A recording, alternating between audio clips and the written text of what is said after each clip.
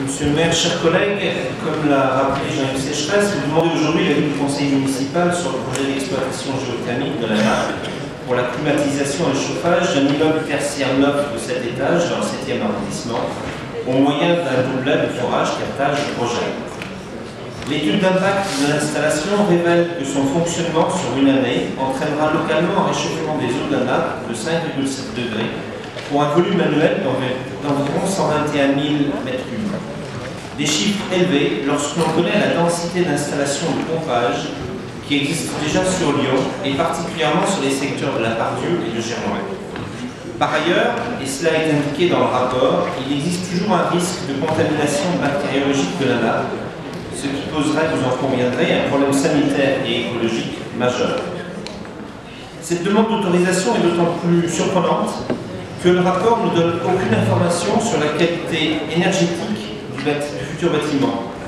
À titre de comparaison, le nouveau siège de FTE, qui est juste situé un peu plus au sud, est détenteur de la certification ENEF haute qualité environnementale tertiaire, ainsi que du label EFI Énergie Plus.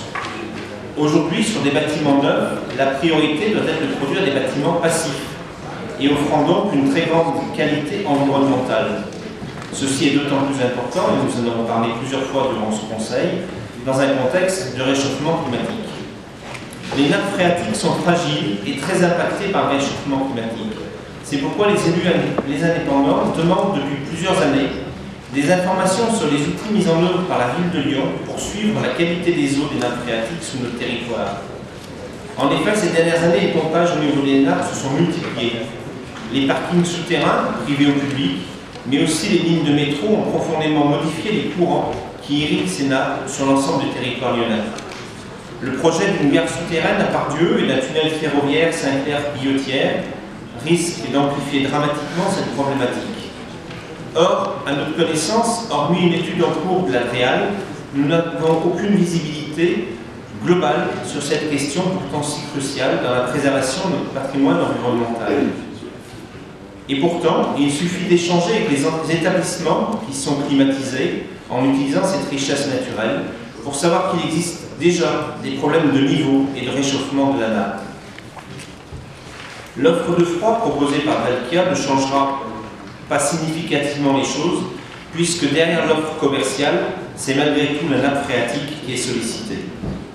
Il y a donc urgence que l'étude globale de nos nappes soit lancée conjointement par nos collectivités et l'État, avec un suivi dans le temps, aussi bien en termes chimiques, bactériologiques, mais aussi vis-à-vis du niveau de ces nappes et de leur température.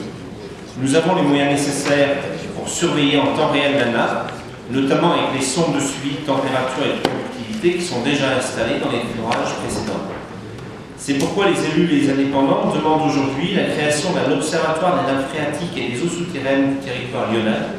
Son but, centraliser les données collectées, suivre l'évolution en temps réel des impacts concrets sur la nappe phréatique et être un support à la décision publique pour les autorisations de prélèvement dans la nappe phréatique.